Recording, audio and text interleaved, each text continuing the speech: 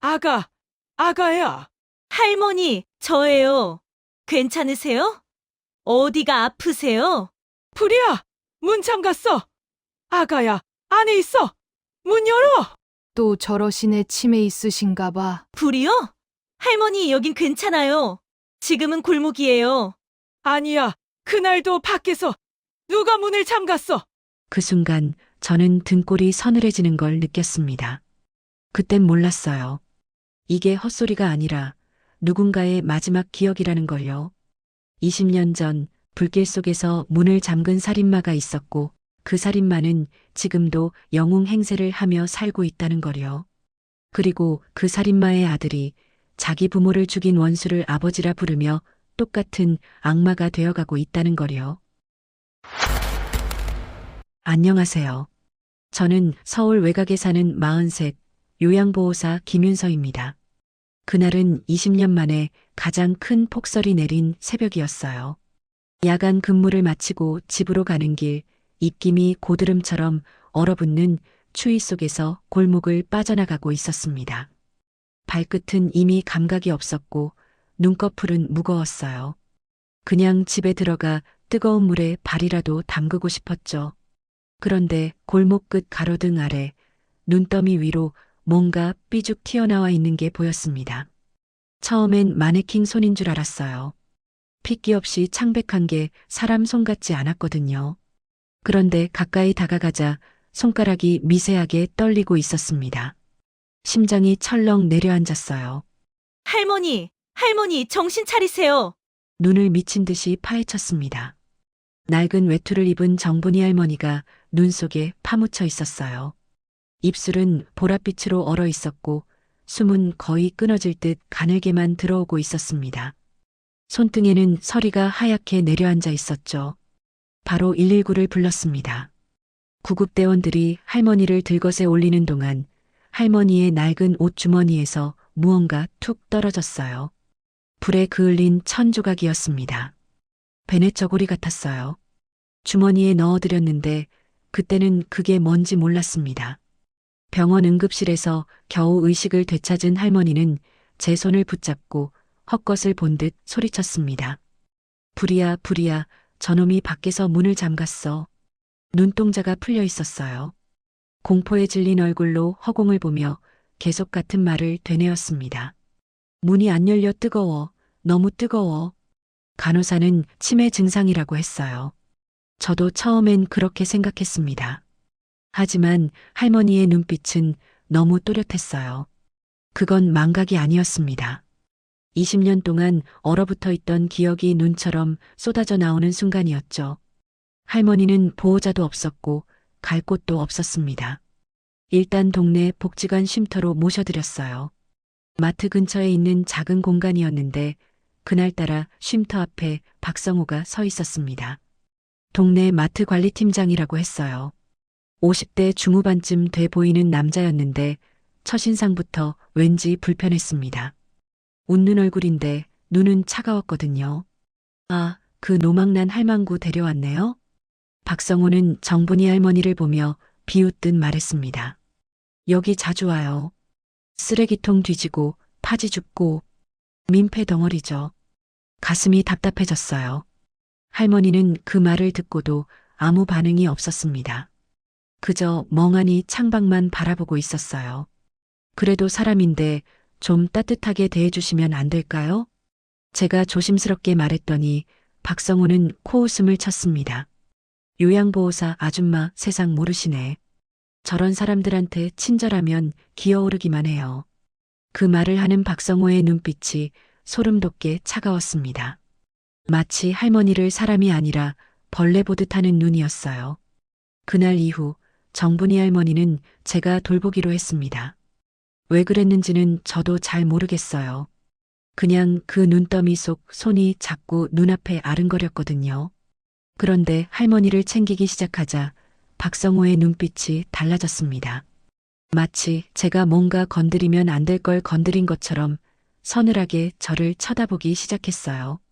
정분이 할머니를 돌보기 시작한 지 사흘째 되던 날이었어요. 동네 마트 뒤편에서 할머니가 하루 종일 주워 모은 파지 자루를 끌고 가는데 박성우가 멀리서 걸어오고 있었어요. 비가 억수같이 쏟아지던 날이었습니다. 우산도 없이 비를 맞으며 파지를 끌던 할머니의 뒷모습이 너무 처량해 보였죠. 그런데 박성우가 할머니 앞을 가로막더니 갑자기 웃으며 말을 걸었습니다. 할망구, 오늘도 쓰레기 주우러 다니네. 할머니는 고개를 숙인 채 아무 말도 하지 않았어요. 그 순간 박성우가 발로 파지 자루를 확 걷어찼습니다. 자루가 흙탕물 웅덩이에 쏟아졌어요. 아이고, 미안해라. 손이 미끄러졌네. 그러고는 웃었습니다. 사람이 아니라 벌레를 보는 눈으로요. 그런데 더 충격적인 건 그 옆에 서 있던 청년이었어요. 20대 남자가 박성우 옆에서 함께 웃고 있었습니다. 아버지, 저 할망구 또 왔네요. 쫓아낼까요? 박성우는 청년의 어깨를 두드리며 말했어요. 그래, 민재야. 세상은 약한 놈을 짓밟는 곳이야. 강해져야 산다. 민재라고 불린 청년은 고개를 끄덕였습니다. 아버지의 말을 진리처럼 믿으며요. 저는 그 장면을 마트 창문 너머로 다 봤어요. 가슴이 쿵쾅거렸습니다. 화가 나서요. 아니, 화보다는 소름이었어요. 아버지만 악마가 아니라 아들도 똑같은 악마로 자라고 있었던 거예요. 며칠 후 더 끔찍한 장면을 봤습니다. 할머니를 쉼터로 모셔드리고 있는데 박성우와 민재가 또 나타났어요. 이번엔 손에 맥주캔을 들고 있었습니다. 요양보호사 아줌마 수고 많으시네. 근데 저런 거 돌봐봤자 소용없어요. 어차피 머리도 없는데. 제가 대꾸하지 않자 박성우는 할머니 쪽으로 다가가더니 낡은 라디오를 손에 들었어요. 할머니가 유일하게 아끼던 물건이었습니다. 쉼터에서 혼자 있을 때마다 라디오를 틀어놓고 가만히 듣곤 하셨거든요. 이딴 쓰레기 소음은 공해야, 공해. 박성우가 라디오를 바닥에 집어던졌습니다. 파직 소리와 함께 라디오가 박살났어요. 민재는 옆에서 그 장면을 보며 코웃음을 쳤습니다. 할망구, 이제 쉼터에도 오지 마세요. 여긴 사람 오는 곳이에요. 할머니는 그 순간 온몸이 얼어붙은 듯 굳어버렸습니다. 눈동자가 풀리더니 갑자기 비명을 질렀어요. 성우야, 안 돼. 불이야, 불. 박성우의 얼굴이 순간 일그러졌습니다. 뭔가 찔린 듯한 표정이었어요. 하지만 곧 비웃으며 말했죠. 봐요, 완전히 노망났잖아. 나한테 성우야? 나 박성우 맞는데 왜 저 할망구가 날 아는 척을 해? 그 말에 등골이 서늘해졌습니다. 할머니가 박성우를 안다는 건가요? 아니면 정말 헛소리인 건가요? 할머니는 계속 박성우를 보며 떨고 있었어요. 공포에 질린 얼굴로요. 마치 눈앞에 괴물이 서 있는 것처럼. 저는 참을 수 없었습니다. 박성우 씨, 지금 뭐 하시는 거예요? 할머니가 얼마나 놀라셨는데.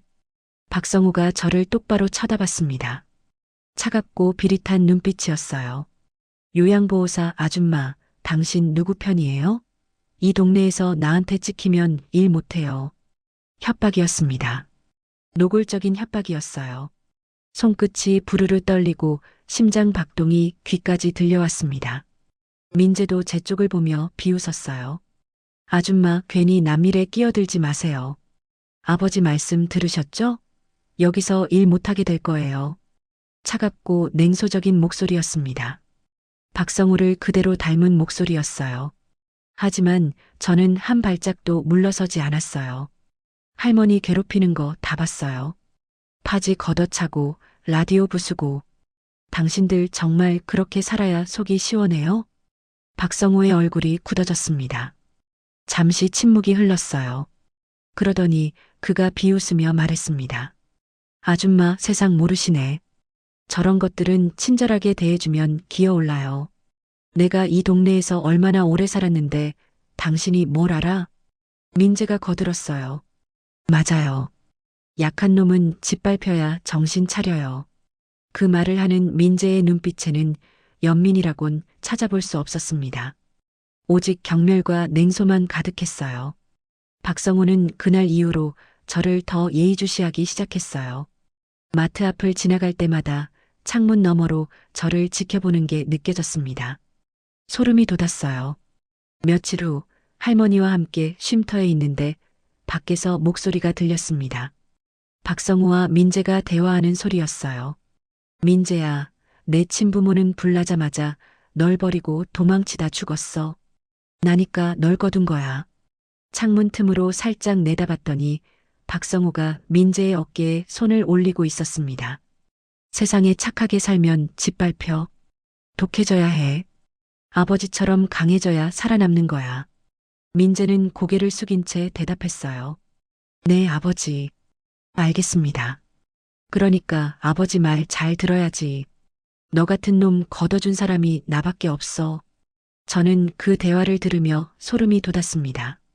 박성우는 민재에게 버려진 아이라고 세뇌시키고 있었어요. 그리고 그 말로 민재를 평생 고개 숙이고 살게 만들었던 거죠. 할머니가 갑자기 창문 쪽으로 다가왔어요. 민재를 보더니 눈물을 흘리기 시작했습니다. 민재야, 민재야. 할머니는 떨리는 손으로 창문을 두드렸어요. 하지만 민재는 듣지 못했습니다. 박성우와 함께 마트 안으로 사라졌거든요. 저는 할머니를 부축하며 물었습니다. 할머니, 민재 씨를 아세요? 할머니는 눈물을 닦으며 고개를 끄덕였어요. 민재, 우리 민재 불불이. 또 불 이야기였습니다.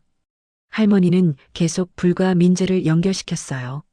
그리고 박성우를 볼 때마다 발작적으로 공포에 떨었습니다. 저는 그때부터 확신했어요. 이건 단순한 치매가 아니라는 걸요. 할머니의 머릿속에는 20년 전 무언가 끔찍한 일이 묻혀 있고 그 일과 박성우가 연결되어 있다는 걸요. 그럼 할머니와 민재는 대체 무슨 관계인 거죠? 저는 결심했습니다. 이대로는 안 되겠다고요. 박성우의 정체를, 할머니의 과거를, 그리고 민재와의 연결고리를 반드시 밝혀내야겠다고요. 그날 밤 박성우가 마트 문을 잠그며 저를 똑바로 쳐다봤습니다. 입가에는 비릿한 미소가 걸려 있었어요. 요양보호사 아줌마 쓸데없는데 관심 끄는 게 좋을걸요. 그 말은 경고였습니다. 하지만 저는 이미 돌아설 수 없었어요. 그날은 제가 평생 잊지 못할 날이 됐습니다. 마트 앞 골목에서 박성우와 정분이 할머니가 마주쳤어요. 할머니는 하루 종일 주워 모은 파지 자루를 끌고 가고 있었고 박성우는 퇴근길이었습니다. 옆엔 민재가 함께 있었어요. 아직도 안 죽었네? 박성우의 첫마디였어요. 사람한테 할 수 있는 말이 아니었습니다. 할머니는 고개를 푹 숙인 채 그냥 지나가려고 했어요. 하지만 박성우가 할머니 앞을 가로막았습니다. 야, 할망구. 내가 말하는데 그냥 가? 그러고는 웃었어요. 비릿하고 차가운 웃음이었습니다. 민재도 옆에서 함께 웃었어요. 할망구, 이제 그만 좀 돌아다니세요. 꼴불견이잖아요. 할머니는 떨리는 손으로 젖은 파지를 주우려고 허리를 굽혔어요. 그런데 박성우가 그 위에 침을 뱉었습니다. 쓰레기는 쓰레기통에나 처박혀 있어야지. 왜 돌아다녀? 민재가 거들었어요. 맞아요, 아버지. 저런 것들 때문에 동네가 지저분해져요. 저는 참을 수 없었습니다. 달려가서 박성우 앞을 가로막았어요. 박성우 씨, 지금 뭐 하시는 거예요? 박성우가 저를 보더니 코웃음을 쳤습니다. 요양보호사 아줌마, 또 나타났네? 당신 정말 쓸데없는데 에너지 낭비하시네. 민재도 저를 비웃으며 말했어요.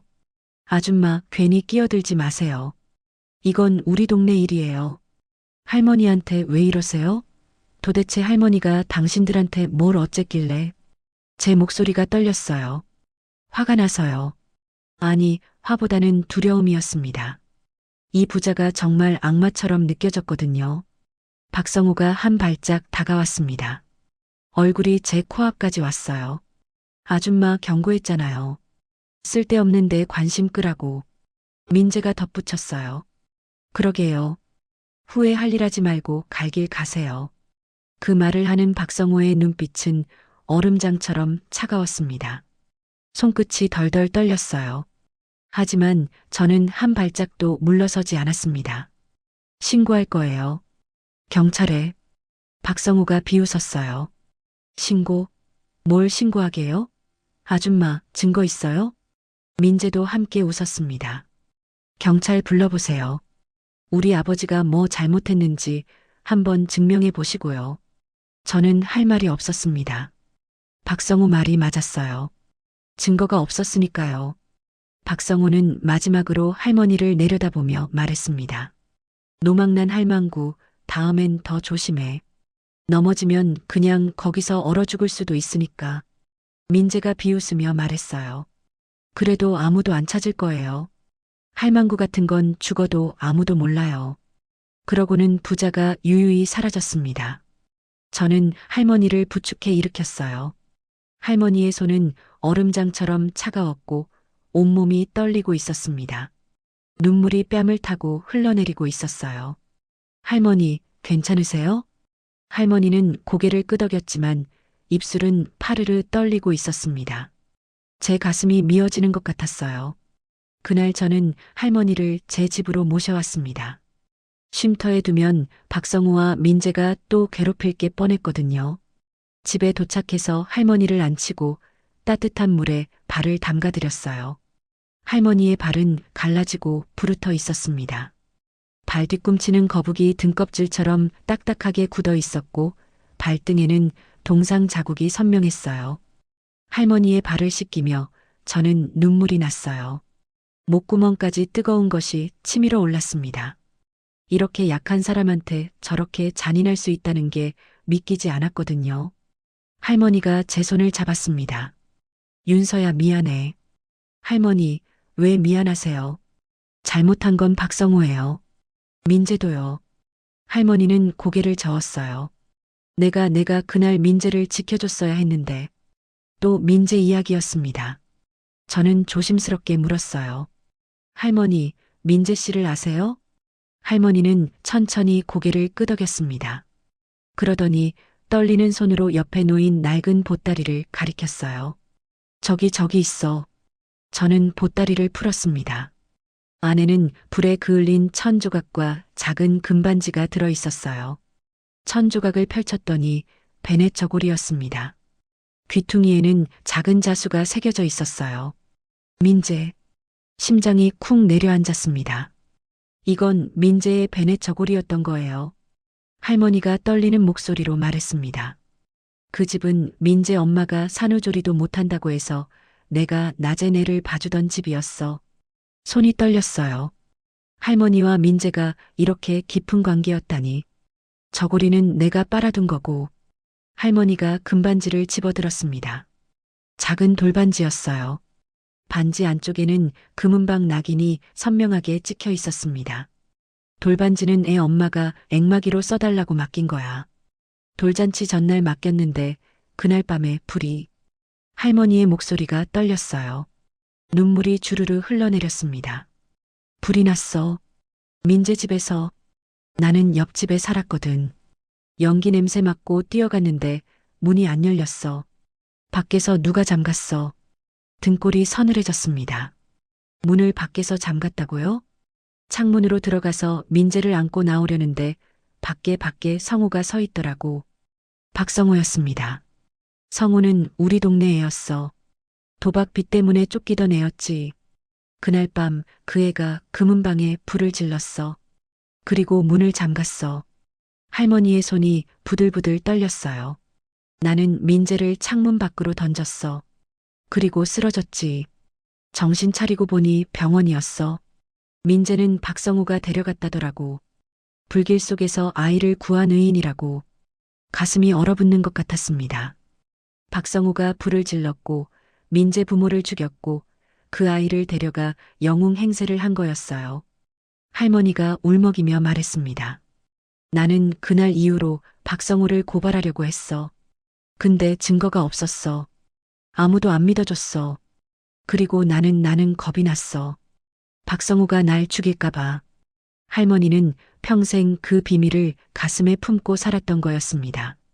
박성우의 협박과 폭력 속에서요. 저는 베넷 저고리를 꽉 쥐었습니다. 손끝이 하얗게 질렸어요. 이대로는 안 됩니다. 박성호를 반드시 벌받게 해야 했어요.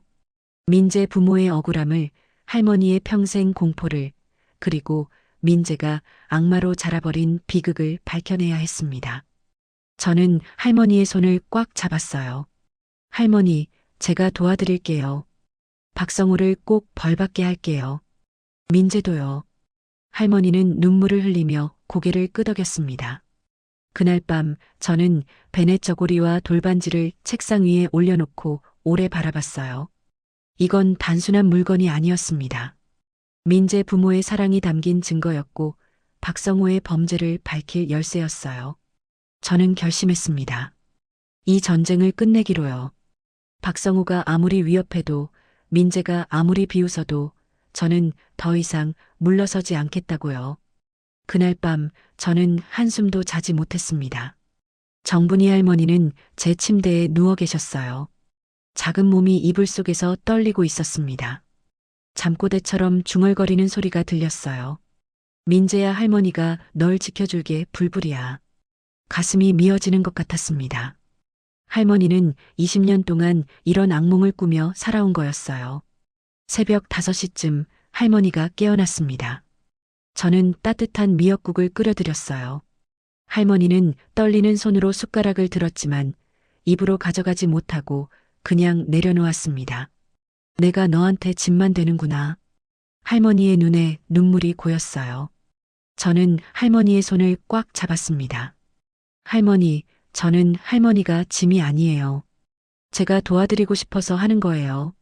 할머니는 고개를 끄덕이며 눈물을 닦았어요. 그날 오후 박성호가 제 집 앞에 나타났습니다. 옆에는 민재도 함께 있었어요. 문을 열자마자 박성호의 차가운 목소리가 들렸어요. 요양보호사 아줌마, 우리 할망구 여기 있죠? 우리 할망구라는 말에 소름이 돋았습니다. 마치 할머니가 자기 소유물인 것처럼 말하는 게 너무 역겨웠어요. 민재가 비웃으며 말했어요. 아줌마, 남의 노인네 데려다 놓고 뭐 하시는 거예요? 유괴죄 알아요? 박성호 씨, 민재 씨. 할머니는 여기서 쉬고 계세요. 돌아가세요. 박성호가 비웃었습니다. 아줌마, 당신 지금 유괴죄 성립하는 거 알아요? 할망구 보호자도 아니면서 멋대로 데려왔잖아요. 손끝이 덜덜 떨렸어요. 하지만 저는 문을 꽉 잡고 버텼습니다. 할머니는 스스로 여기 온 거예요. 박성호 씨가 괴롭혀서요. 민재가 코웃음을 쳤어요. 증거 있어요? 우리가 언제 괴롭혔는데요? 증거 없으면 입 다물고 있는 게 좋을걸요. 박성호의 목소리는 차갑고 비릿했습니다. 할머니는 절대 안 내보내요. 제 목소리가 떨렸어요. 하지만 박성호는 그냥 코웃음을 치고 돌아갔습니다. 민재도 비웃으며 따라갔어요. 좋아요. 며칠 버티나 볼게요. 부자가 사라진 후 저는 베란다 문을 열고 찬바람을 들이마셨어요. 손이 부들부들 떨렸습니다. 무서웠어요. 박성호와 민재가 정말로 저를 해칠 것 같았거든요. 하지만 물러설 수 없었습니다. 할머니를 지켜야 했으니까요. 며칠 후 할머니가 조금 안정을 찾았어요. 저는 할머니와 함께 앉아 차를 마시며 조심스럽게 물었습니다. 할머니, 민재 엄마는 어떤 분이셨어요? 할머니의 눈빛이 흔들렸어요. 잠시 침묵이 흘렀습니다. 그러더니 할머니가 천천히 입을 열었어요. 착한 애였어. 금은방하는 집이었는데 남편이랑 둘이서 성실하게 살았지. 애기 낳고 산후조리도 못하니까 내가 낮에 민재를 봐줬어. 할머니의 목소리가 떨렸습니다. 민재 엄마는 나한테 고마워했어. 내가 베넷 저고리도 직접 지어서 빨아줬거든. 돌반지는 앵마기로 써달라고 했지. 할머니는 눈물을 닦으며 계속 말했어요. 불길이 너무 세서 나도 겁이 났어. 근데 애기 울음소리가 들리는 거야. 나는 창문으로 들어갔어. 민재 엄마가 민재를 안고 쓰러져 있었어. 온몸으로 민재를 보호하고 있었어. 엄마 팔 아래로 빠져나온 아이발에 화상을 입긴 했지만 그 자국은 사실 민재 엄마가 아이를 끝까지 감싸 안고 지켜낸 사랑의 흔적이었던 거지. 가슴이 철렁 내려앉았습니다. 민재 발등에 화상 흉터요. 할머니, 민재 씨 발등에 흉터가 있어요? 할머니는 고개를 끄덕였어요. 저는 그 순간 번개를 맞은 것처럼 온몸이 얼어붙었습니다. 민재의 발등 흉터요. 그건 버려진 흔적이 아니라 사랑받은 증거였던 거예요. 저는 숨이 막혔습니다. 박성호는 민재에게 평생 거짓말을 심어준 거였어요. 부모에게 버려진 아이라고. 그 거짓말로 민재를 평생 고개 숙이고 살게 만들었고 박성호처럼 비열한 인간으로 키운 거였죠. 그날 밤 저는 할머니의 보따리를 다시 꺼냈습니다. 베네저고리와 돌반지 그리고 구겨진 사진 한 장이 있었어요. 사진을 펼쳤더니 골목 배경에 할머니와 젊은 여자 그리고 아기가 찍혀 있었습니다. 젊은 여자는 아기를 안고 환하게 웃고 있었어요. 심장이 쿵쾅거렸어요. 이건 민재였습니다. 그리고 이 여자는 민재 엄마였어요. 사진 뒷면에는 작은 글씨로 주소가 적혀 있었습니다. 20년 전 화재 장소와 정확히 일치하는 주소였어요. 저는 사진을 꽉 쥐었습니다. 손이 떨렸어요. 이건 단순한 사진이 아니었습니다. 박성호의 거짓말을 무너뜨릴 증거였어요. 며칠 후 저는 마트 앞에서 민재를 우연히 마주쳤습니다. 민재는 박스를 나르고 있었어요. 땀을 뻘뻘 흘리며 일하는 모습이었는데 저를 보자 얼굴을 찌푸렸습니다. 요양보호사 아줌마, 또 왔네요. 민재의 목소리는 차갑고 경멸적이었어요. 저는 조심스럽게 물었습니다. 민재 씨, 발등에 흉터 있으시죠? 민재의 얼굴이 굳어졌어요. 그게 당신이랑 무슨 상관인데요? 할머니한테 들었어요. 민재는 비웃었습니다. 노망난 할망구가 뭘 안다고요. 민재는 잠시 망설이더니 바지를 조금 걷어 올렸습니다. 발등에 작은 화상 흉터가 선명하게 남아 있었어요. 아버지가 말씀하셨어요. 제 친부모가 불나자마자 저를 버리고 도망치다 죽었다고. 이 흉터는 그때 생긴 거라고요. 민재의 목소리가 차갑게 식어 있었습니다. 저는 평생 이 흉터를 보며 살았어요. 버려진 흔적이라고 생각하면서요. 그래서 아버지한테 감사하며 살았죠. 나니까 널 거둔 거라고 아버지가 늘 말씀하셨거든요. 민재는 비웃으며 말했어요. 그래서 저도 강해지려고 노력했어요. 세상은 약한 놈을 짓밟는 곳이니까요. 아버지처럼 독해져야 살아남는 거라고 배웠어요. 가슴이 미어지는 것 같았습니다. 민재는 박성호의 거짓말을 진실로 믿고 그렇게 악마가 되어버린 거였어요. 저는 민재의 눈을 똑바로 보며 말했어요. 민재 씨, 그건 사실이 아니에요. 민재의 눈이 커졌습니다. 하지만 곧 비웃었어요. 뭐가 사실이 아니라는 거예요? 그 흉터는 버려진 흔적이 아니에요. 민재 씨 엄마가 불길 속에서 민재 씨를 감싸 안은 자국이에요. 민재의 얼굴이 순간 흔들렸습니다. 하지만 곧 화를 냈어요. 헛소리 그만하세요. 노망난 할망구 말 듣고 저한테 이런 거짓말하는 거예요? 저는 베네저고리와 사진을 꺼냈습니다. 민재에게 보여주며 말했어요. 할머니가 20년 동안 간직하고 계셨어요. 민재 씨 엄마가 맡긴 거예요. 민재 씨는 버려진 게 아니에요. 사랑받았어요. 민재는 사진을 보며 얼어붙었습니다. 손이 떨렸어요. 이게 뭐예요? 민재 씨 엄마예요. 민재 씨를 안고 웃고 계세요. 민재는 사진을 빼앗듯 잡았습니다. 한참 동안 사진을 응시하더니 갑자기 사진을 구겨버렸어요. 거짓말이에요. 이런 거짓말로 저를 속이려는 거예요? 민재의 목소리가 떨렸습니다. 화가 아니라 두려움이었어요.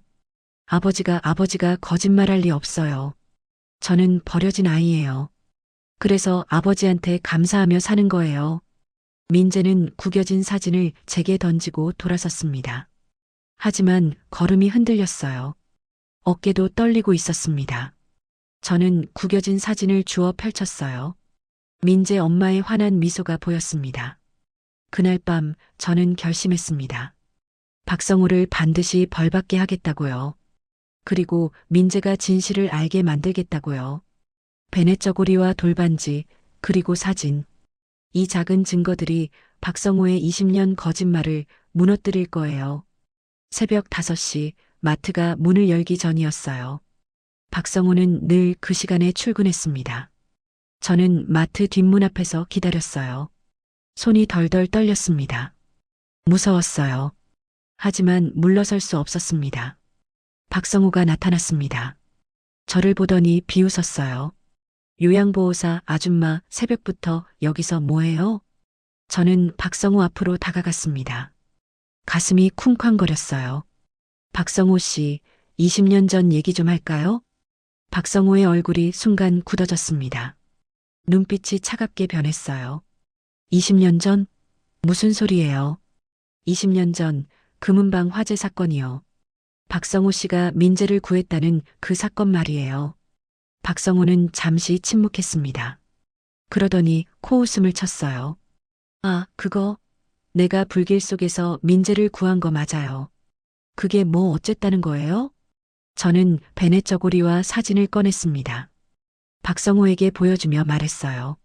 정분이 할머니가 20년 동안 간직하고 계셨어요. 민재 엄마가 맡긴 거래요. 박성호의 눈빛이 흔들렸습니다. 순간적으로요. 하지만 곧 다시 비웃었어요. 그래서요? 그게 뭐 어쨌다고요? 할머니 말로는 박성호 씨가 문을 밖에서 잠갔다고 하더군요. 박성호의 얼굴이 창백해졌습니다. 손이 미세하게 떨렸어요. 노망난 할망구 헛소리 믿는 거예요? 목소리는 강했지만 눈빛은 흔들리고 있었습니다. 저는 그걸 놓치지 않았어요. 증거를 찾을 거예요. 반드시요. 박성호가 한 발짝 다가왔습니다. 얼굴이 제 코앞까지 왔어요. 아줌마 경고했잖아. 쓸데없는데 관심 끄라고. 이거 계속 파고들면 당신도 다쳐. 협박이었습니다. 하지만 저는 한 발짝도 물러서지 않았어요. 저는 안 물러서요. 할머니를 지킬 거예요. 민재도 지킬 거고요. 박성호는 비릿하게 웃었습니다. 민재? 민재는 내 아들이야. 당신이 뭔데 민재를 지켜? 민재는 박성호 씨 아들이 아니에요. 민재 부모를 박성호 씨가 죽였잖아요. 그 말이 나가자마자 박성호의 손이 제 팔을 확 붙잡았습니다. 아팠어요. 손목이 비틀릴 것 같았습니다. 입 조심해. 그런 헛소리 함부로 했다간 명예훼손으로 고소당해. 저는 박성호의 눈을 똑바로 쳐다봤어요. 고소하세요. 저도 할 말 많아요.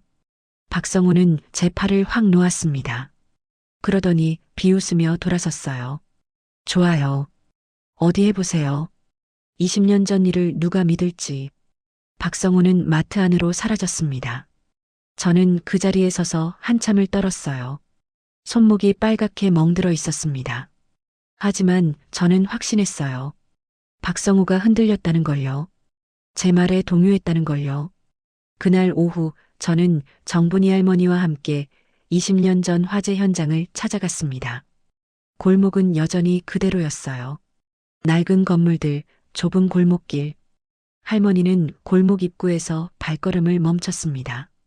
윤서야, 나 여기 무서워. 할머니의 손이 부들부들 떨렸어요.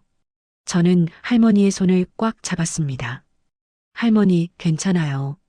제가 옆에 있어요. 할머니는 천천히 걸었습니다. 골목 안쪽 낡은 건물 하나 앞에서 멈춰 섰어요. 여기야. 여기가 민재네 집이었어. 건물은 반쯤 무너져 있었습니다.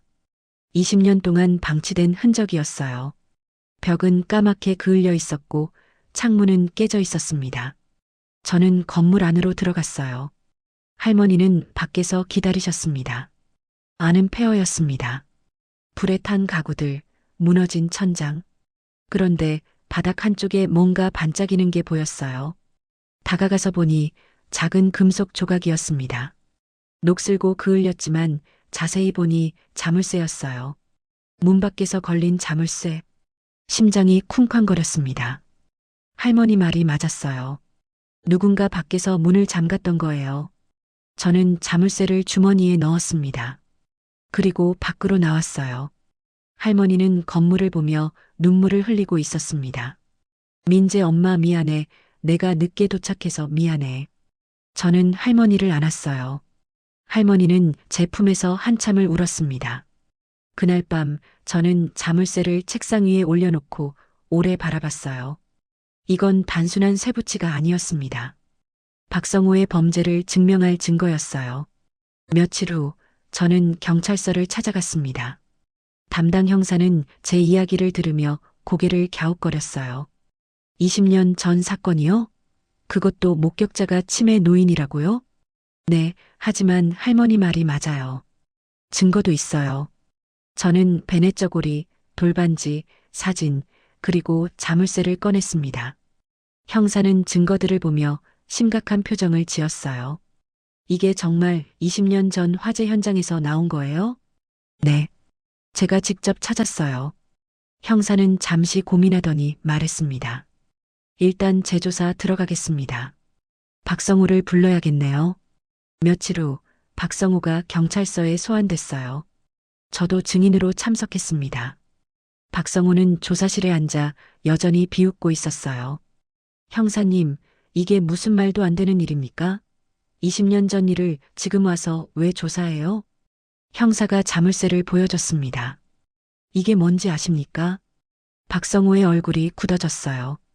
모르는데요. 20년 전 화재 현장에서 발견된 자물쇠입니다. 문 밖에서 걸린 흔적이 있어요. 박성호는 침을 꿀꺽 삼켰습니다. 손이 떨리기 시작했어요. 그게 저랑 무슨 상관인데요? 형사가 정분이 할머니의 진술서를 꺼냈습니다. 증인 정분이 씨는 박성호 씨가 그날 밤 문을 잠갔다고 진술했습니다. 박성호는 벌떡 일어났어요.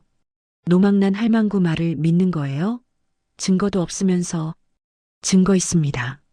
형사는 베넷 저고리와 사진을 보여줬어요. 정분이 씨는 민재 씨를 돌봐주던 이웃이었습니다. 이 증거들이 그걸 증명해요. 박성호의 얼굴이 새하얗게 질렸습니다. 형사가 계속 말했어요. 그리고 20년 전 화재 당일 박성호 씨는 도박비 때문에 쫓기고 있었습니다. 금은방 주인과 금전 거래도 있었고요. 박성호는 주저앉았어요. 손으로 얼굴을 감췄습니다. 아니에요. 저는 민재를 구했어요. 형사가 차갑게 말했습니다. 박성호 씨, 20년 전 방화살인 혐의로 구속영장 청구하겠습니다. 박성호는 그 자리에서 무너졌어요. 저는 조사실 밖에서 그 모습을 보고 있었습니다. 가슴이 두근거렸어요. 드디어 진실이 밝혀지기 시작했거든요. 그날 밤 저는 할머니에게 전화를 걸었습니다. 할머니, 박성호가 경찰서에 소환됐어요. 곧 구속될 거예요. 할머니는 전화 너머로 울고 계셨어요. 윤서야, 고마워, 정말 고마워. 저는 눈물이 났습니다. 20년 동안 묻혀있던 진실이 드디어 세상 밖으로 나오고 있었어요. 드디어 그날이 왔습니다. 박성호의 재판이 열리는 날이었어요. 20년 전 방화살인 혐의로 기소된 박성호는 법정에 섰고 저는 방청석 맨 앞에 앉아 있었습니다. 옆에는 휠체어에 앉은 정분이 할머니가 계셨어요. 할머니의 손은 차갑고 떨리고 있었습니다. 저는 할머니의 손을 꽉 잡았어요. 할머니, 괜찮으세요? 할머니는 고개를 끄덕였지만 얼굴은 창백했습니다. 법정 문이 열리고 박성호가 들어왔어요. 수갑이 채워진 채였습니다. 박성호는 방청석을 훑어보다가 저와 할머니를 발견했어요. 순간 얼굴이 굳어졌습니다. 재판장이 말했습니다. 피고인 박성호, 20년 전 방화살인 혐의에 대해 어떻게 생각하십니까? 박성호는 자신 있게 대답했어요. 무죄입니다. 저는 민재를 구한 사람이에요. 불길 속에서 아이를 구했다고요. 검사가 일어섰습니다. 피고인은 20년 전 도박빚에 시달리며 금은방 주인과 금전 분쟁이 있었습니다. 그리고 화재 당일 밤 피고인은 현장에 있었습니다. 박성호는 비웃었어요. 현장에 있었으니까 아이를 구했죠. 그게 뭐가 문제예요? 검사가 증거를 제시했습니다. 증거 제1호, 화재 현장에서 발견된 자물쇠입니다. 녹슬고 그을린 자물쇠가 법정에 제시됐어요. 검사가 계속 말했습니다. 이 자물쇠는 문 밖에서 걸린 흔적이 있습니다. 그리고 자물쇠 안쪽 접합부에서 피고인의 유전자가 확인되었습니다. 방청석이 술렁거렸어요. 검사의 목소리가 법정을 가득 채웠습니다. 판사님, 박성호는 공소시효와 증거인멸을 자신했겠지만 진실은 녹슬지 않았습니다. 20년 전 비명을 지르며 문을 두드리던 민재 부모님을 가둔 건 바로 이 자물쇠이고 이걸 채운 손은 박성호입니다. 박성호의 얼굴이 창백해졌습니다. 손이 떨리기 시작했어요. 박성호가 벌떡 일어나 소리쳤습니다. 이미 공소시효 끝난 거 아니냐? 20년 전 일을 지금 와서 왜 따져요? 박성호는 비열하게 웃으며 발악했어요. 공소시효 지났으면 끝난 거 아니냐고요. 재판장이 차갑게 말했습니다. 피고인 살인죄의 공소시효는 2015년 폐지되었습니다. 피고인이 저지른 범죄는 시효 없이 처벌받습니다. 박성호는 입이 떡 벌어졌어요. 얼굴이 새하얗게 질렸습니다. 재판장이 계속 말했습니다. 증인석에 정분이 할머니를 모시겠습니다. 법정 안이 술렁거렸어요. 휠체어에 앉은 할머니가 증인석으로 이동했습니다. 박성호의 얼굴이 일그러졌어요.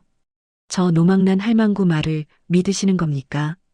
재판장이 박성호를 제지했어요. 피고인, 조용히 하십시오. 검사가 할머니에게 물었습니다. 증인은 20년 전 화재 현장에 계셨습니까? 할머니는 떨리는 목소리로 대답했습니다. 네, 있었습니다. 당시 상황을 말씀해 주시겠습니까? 할머니는 박성호를 똑바로 쳐다봤어요. 저는 민재네 옆집에 살았습니다. 민재 엄마가 산후조리를 못한다고 해서 낮에 민재를 돌봐줬어요. 할머니는 천천히 말을 이어갔습니다.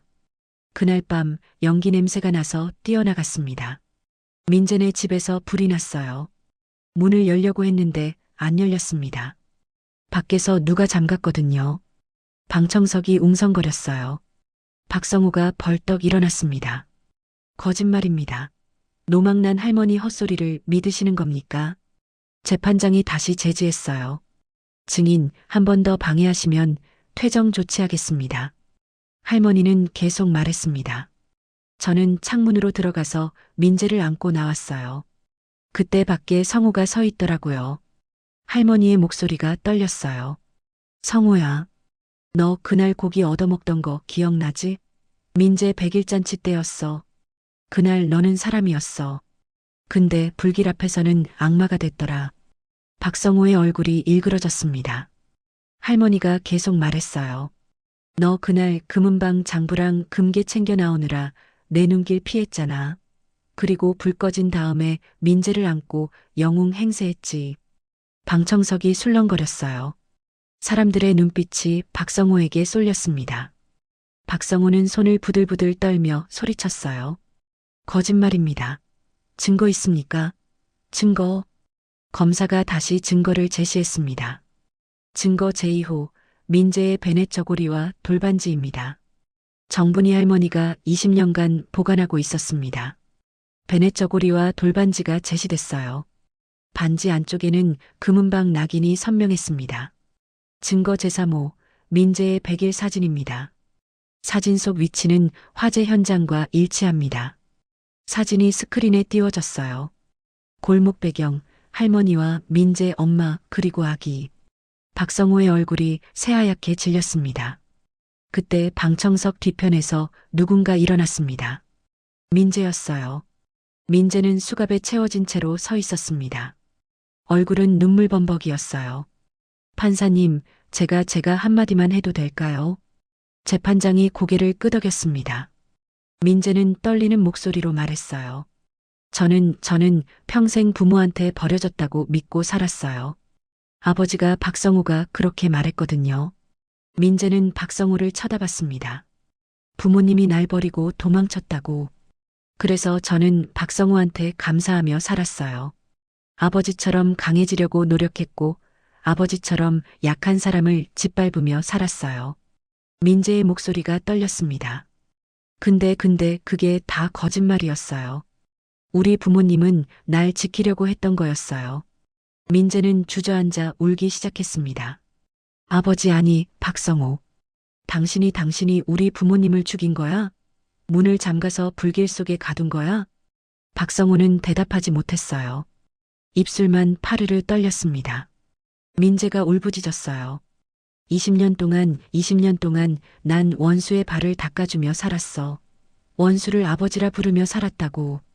민재는 바닥을 주먹으로 쳤습니다. 당신 때문에 나도 악마가 됐어. 할머니를 괴롭히고 약한 사람을 짓밟으며 살았어.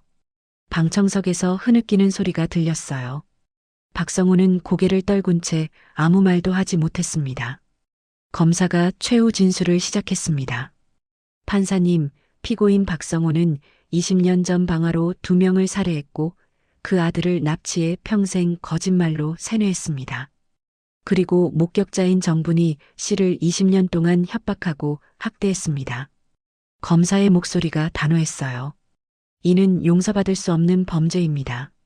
엄벌을 요청합니다. 재판장이 판결을 내렸습니다. 피고인 박성호, 20년 전 방화살인 및 납치, 협박, 폭행 혐의 모두 유죄로 인정합니다. 판결봉이 내려쳤어요. 피고인을 무기징역에 처합니다.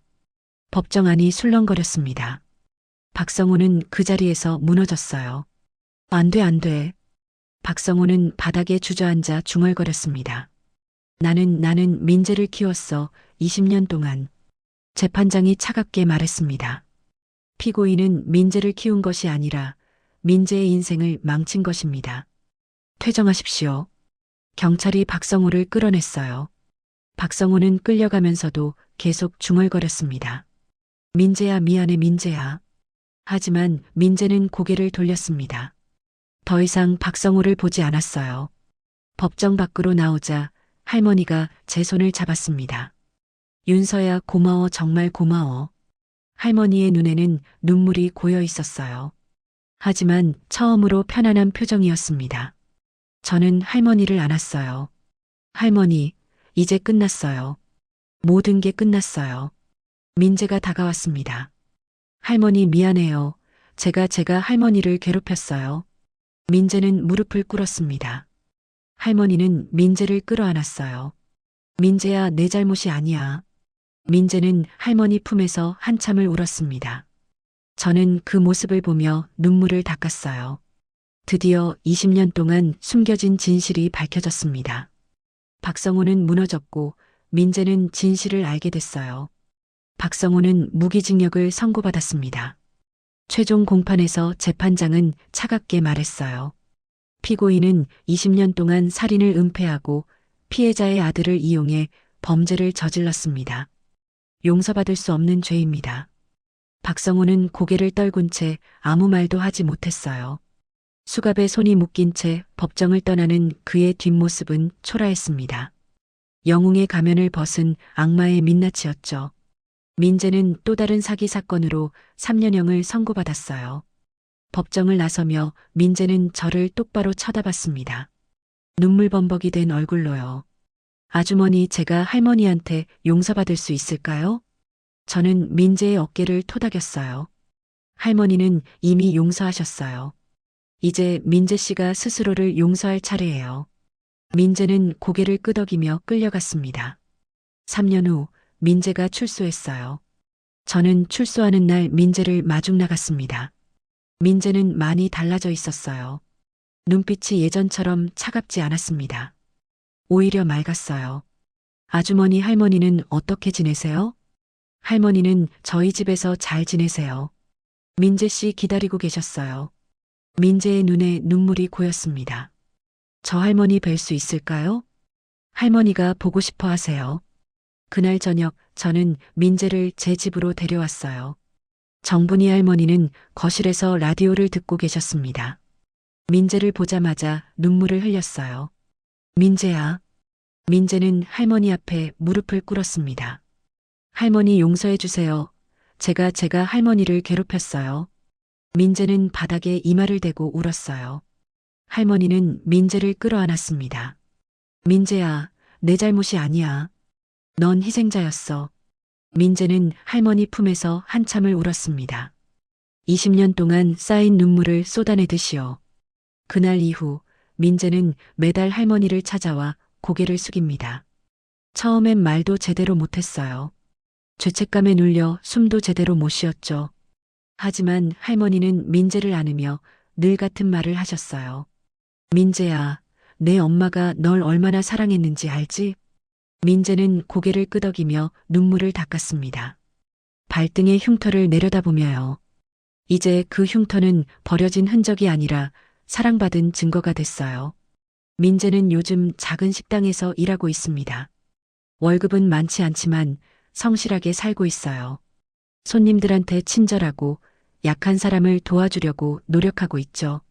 지난주에는 길에서 쓰러진 노인을 발견하고 병원까지 모셔다 드렸다고 했어요. 할머니한테 그 이야기를 들려드리니 할머니는 환하게 웃으셨습니다. 우리 민재, 이제 사람이 됐구나. 저는 요양보호사 일을 계속하고 있어요. 하지만 예전과는 달라졌습니다. 길에서 노인을 보면 그냥 지나치지 않아요. 한 번 더 돌아보고 괜찮은지 묻습니다. 파지 줍는 할머니를 보면 물 한 병이라도 사드리고요. 눈더미 속에 파묻혔던 건 정분이 할머니만이 아니었어요. 한 가족의 진실, 그리고 부모의 사랑이었습니다. 저는 이제 압니다. 눈더미 속에 묻힌 진실도 언젠가는 드러난다는 걸요. 그리고 그 진실은 사람을 살린다는 걸요. 노인을 그냥 지나치지 마세요. 그 안에는 당신이 모르는 이야기가 숨어 있을 수 있으니까요. 그리고 그 이야기는 누군가의 인생을 바꿀 수도 있으니까요. 이야기 들어주셔서 정말 감사합니다.